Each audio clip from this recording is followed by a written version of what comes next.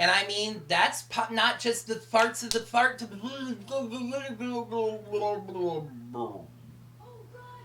Yes.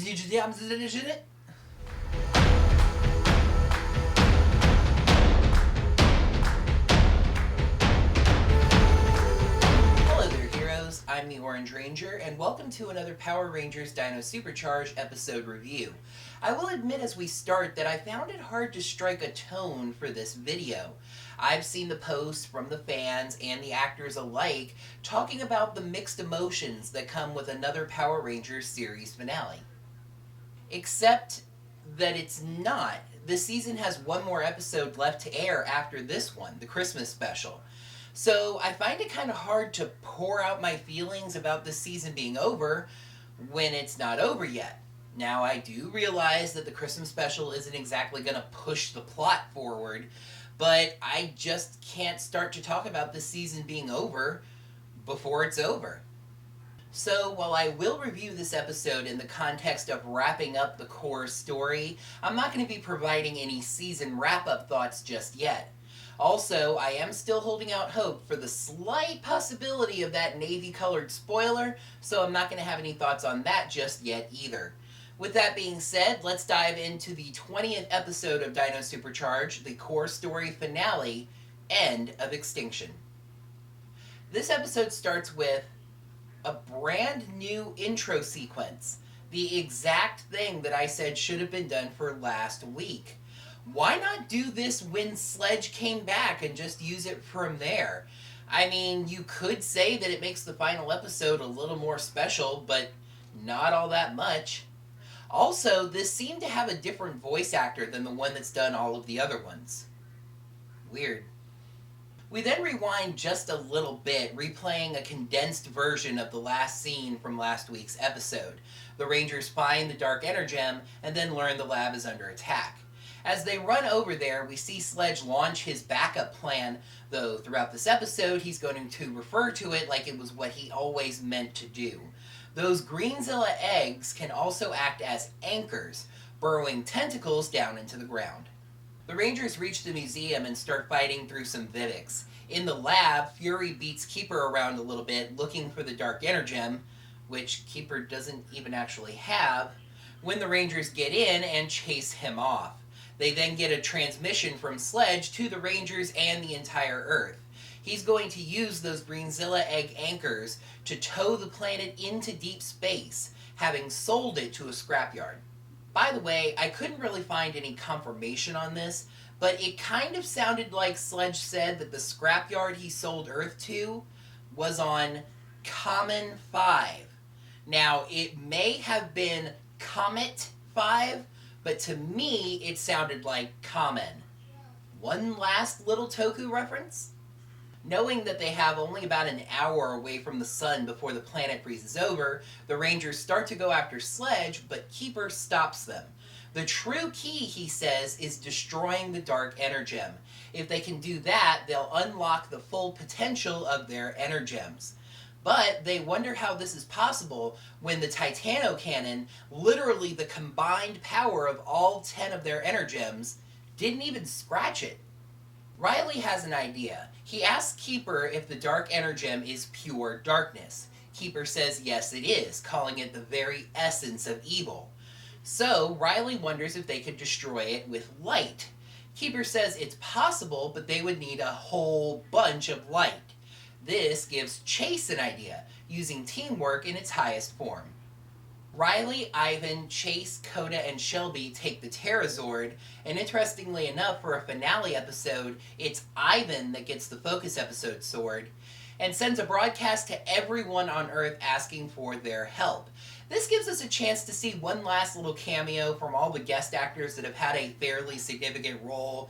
We see Shelby's dad, we see Riley's brother, we see Chase's girlfriend, we see Ivan's descendant. Okay, he's not a guest actor, but whatever. Funny enough, I was thinking about it, and they could have actually filmed these little additional scenes while they were doing the episodes that they were in, but I still found it a nice little touch. So, the plan is to literally destroy darkness with light, which is something I'm going to be addressing in the cons of this episode.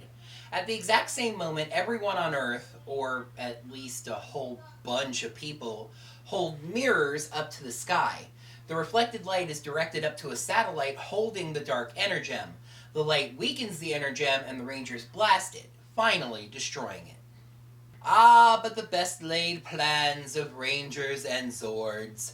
Destroying the dark energem creates a massive black hole. Now, that does solve one problem as Sledge's ship is sucked inside. But it creates another problem that's just a tiny bit bigger than that. So is the Earth. And to be honest, I don't think this moment was given the full weight that it really deserved. For all intents and purposes at this point in the episode, the Earth has been destroyed, especially since we see it twist a little bit before it goes into the black hole. The Power Rangers have failed in their ultimate mission. Earth has been destroyed. But of course, there is still a chance. Keeper tells the Rangers to throw all of their energems into space. They're hesitant, but they trust Keeper, and they do so. They form a circle, and Keeper explains that the energems break the chains that divide time and space. Another theme song reference, thank you very much. Long story short, the ultimate power of the 10 energems is time travel. Kind of lackluster for an ultimate ability, but I've heard of worse. The Rangers head through the portal with the Terrazord and Team Shelby arriving back on Earth. They look around to find out when they are when Shelby spots dinosaurs. Ivan puts it together. Keeper has sent them back to the day he crashed on the Earth, giving them a chance to prevent all of this before it ever happens. Keeper finds the energems just as he did before, but this time Shelby's group runs up. They explain that they're Power Rangers from the future and prove it by summoning their energems. Having seen the Rangers on Earth, this time Sledge goes down with Fury.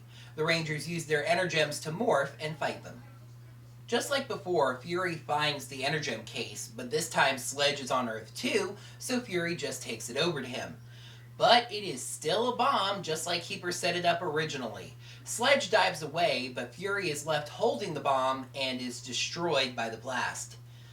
Actually, kind of an anticlimactic ending for what was a pretty strong side villain. Tyler must have helped Keeper with the plan this time because he has the other 5 energems. He tells Shelby not to worry, that there's already a plan in the works.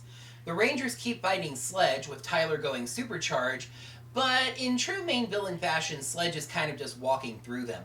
He then calls the Magna Beam down on himself, a move so predictable that Tyler actually called it. The Rangers don't use the Terra and Plesiozords though because of Tyler's plan. He calls up to Kendall and basically says, "Now." Up on Sledge 1, we see that the other group of Rangers have snuck on board. They quickly get to work containing all of the big bads that have stayed on board. Heckle takes control of the ship and fires an electro net down to Earth, capturing Sledge. He then sets the ship on a collision course with the sun. The ship flies into the sun, destroying Wrench, Poisandra, Sledge. That's it. So then the epilogue. Keeper thanks the Rangers for everything they've done, and just to say it now, throughout this scene, Keeper acts like he's known the Rangers forever, despite only having just met them in this timeline. He then reveals a surprise for Coda and Ivan. The energems can send them back to their own time. They're of course sad to leave their Ranger friends, but as Tyler says, there's no place like home. It's then the Rangers' turn. They say a fond farewell to Keeper, who basically just says see you around for all the things not said. The Rangers step through the portal, leaving Keeper, Xenowing, and Heckle. Keeper has a surprise for Heckle as well. He wants the two of them to head to Sentai 6 and prevent the theft of the Dark Energem, which will in turn prevent the destruction of Sentai 6. Keeper makes Heckle a keeper of the Dark Energem. With everything seen to, Keeper steps into the portal, which vanishes. The Rangers of the present day arrive back there, seeing a truck drive by and Riley getting a text from his brother Matt. Kendall finally tells everyone that they can start calling her Kendall. Hey! But just as they start to make plans for their lives now, Kendall gets a text. There's an emergency at the museum. They head over there, but everything seems normal until Tyler reads the sign. The Amber Beach Dinosaur Museum is now the Amber Beach Dinosaur Zoo. That's right, folks. Sledge's ship never dropped the space rocks. They never fell to Earth. The dinosaurs never went extinct. They run into the museum to begin their new lives as curators of an honest-to-goodness dinosaur zoo. In honor of the finality of this episode, no shovel gag this week. Let's dig up some superfossils. Episode 20, Story Finale, End of Extinction. Pros, this episode is 100% original footage with an original ending. These Rangers really feel like a close-knit family, and the ending is creative and unique. Cons, the light-dark problem with the dark energem. The ending basically retcons an entire season, and it's far too rushed of a finale. Sentimentality actually makes me want to give this a higher score, but I can't. End of Extinction gets 3 superfossils out of 5. After my first watch through of this episode, my head was spinning. This episode is kind of confusing and never really stops. It was exciting, it was dramatic and kind of fun, but it never really felt like a finale. Let's start with the pros. Similar to Powers from the Past, the very first episode of Dino Charge, this episode was almost entirely, if not entirely, original footage. I mean, for goodness sake, we even got an original giant monster shot for Sledge. In the end, Dino Charge told its own story instead of clinging to the Sentai's, and it deserves a huge amount of respect for that. Despite the rushed feeling of this episode, and really most of this season actually, this team really felt like a family at the end. Funny enough, this scene with the departure actually brought to mind the end of time, just the other way around. Instead of 2 Rangers staying, it's 2 Rangers leaving. And in both cases, one of them is the 6th Ranger. This wasn't as nearly tear-inducing as that was, but it did cause a little lump in the throat. Kudos to the Ranger cast, but especially to Yoshi and Davi for this scene. Balancing the excitement of finally getting to go home with the sadness of leaving their Ranger friends forever couldn't have been easy. I know that I've used points for originality as sort of a backhanded compliment before, and it's gonna kind of sound like one now, but this certainly wasn't the ending that I was expecting. Even though they didn't hold that moment long enough, we saw the Power Rangers fail in their ultimate task, defending the Earth. Then they go back in time to basically retcon their 2 seasons from ever actually happening, and we end with dinosaurs on Earth again. That's certainly unique, and it had the makings of an epic finale. But let's segue into the cons with just that, the ending. My head was spinning because this was a very rushed final episode. This was not the culmination of 1 season, let alone 2. It was just the ending of Sledge's latest plan that happened to destroy him instead. We go from the Rangers' ultimate failure to their ultimate success in about half an episode. I would have liked to have seen this episode stretched out into the finale 2-parter. Part 1 would end when the Earth goes into the black hole, and then Part 2 would be the rest. Full disclosure, I had the basic aspects of this ending episode spoiled for me about a month or so ago. That's kind of unavoidable for someone like me who plugs himself into every Power Rangers news source, and thus sees those international spoilers before I can even really avoid them. So I've been sitting on this point ever since then, kind of hoping that it wouldn't turn out to be the case. But it did. In this story, the Dino Charge seasons are not the only ones erased. This ending completely retcons Power Rangers Dino Thunder. The Dino Gems were embedded in the meteors that killed the dinosaurs, so Sledge's rock collection. In this ending, those rocks burn up in the sun instead of crashing to Earth, so Tommy never finds the Dino Gems and Dino Thunder never happens. And I mean, that's not the only possible change that occurs. Do we even get the power coins of MMPR in a world where dinosaurs never went extinct? It's a real disappointment, actually, and seems to sacrifice continuity for a shock ending. Between this ending and the fact that Dino Charge didn't have any team-ups and not even really any references to other seasons, it's impossible to make these seasons part of the ongoing storyline. Dino Charge is an AU, a separate continuity. There's nothing incredibly wrong with that, but as Linkara once said, we like continuity. We always like to take the newest season of Power Rangers and piece it into the overall story. These seasons not only seem to avoid that, but seem to actively slap our wrist and say, no, this is its own story. And this point isn't as important, but sometimes segues dictate the order of my writing. I have a huge issue with the way the Rangers destroyed the Dark Energem. Riley asks Keeper if the Dark Energem is made of pure darkness. Keeper says, yes, the very essence of evil. Wrong. Darkness is not evil. You see, this is how kids get scared of the dark. The Rangers essentially decide to destroy evil with light. The two of them are not related. They crossed a line from the literal to the metaphysical. Yes, evil is usually seen as darkness and good is usually seen as light. However, the Rangers destroy metaphorical darkness with literal light. Scientifically, and do not for 1 second tell me that a show set in a museum with a character like Kendall doesn't care about science, that doesn't make one bit of sense. Linkara was right about another thing. Power Rangers really does take science and beat it with a baseball bat. Okay, now it's time for some fun logistics. This season is over, but also not over. So, what's going to be happening with Power Rangers Off-Season 2016 videos Awesome Trekker Prize graphic pending? Well, we don't have a confirmed date for the Christmas special just yet, but it looks like it's going to be airing on December 10th. Next week is Thanksgiving, and between the holiday, no episode airing, and some other stuff I have to do that weekend anyway, the channel's more or less going to be taking next week off. I do want to post a video on December 5th, though, to keep the channel active. However, I don't want to do my Dino Charge summary video until the Christmas special airs. So, guess what I decided just as I was writing this? It seems like the perfect time to do another Q&A video. Leave your questions for me in the comments below over the next 2 weeks. I'll try to post some kind of short reminder video over the Thanksgiving weekend.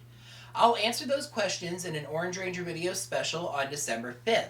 Then I'll review the Christmas episode the next week, and at the same time, I'll announce the topics for the off-season videos. So, that's gonna wrap things up. Again, it feels a little weird to not be saying goodbye to Dino Charge just yet, despite this being a video about the finale episode, but that's the way things broke down, huh? Thank you guys so much, as always, for watching. Make sure to like the video by clicking the like button right down below. Leave your thoughts on this episode and this review, and your questions for that Q&A video in the comments below, and subscribe to the channel for all the geekiness every week. Also, if you happen to have a couple of dollars you don't have anything else to do with, you can head over to my channel page and click that blue support button, and I'd really appreciate it. I hope you all have a very happy Thanksgiving, and until next time, may the power protect you. The exact thing that I said should have been done for last week.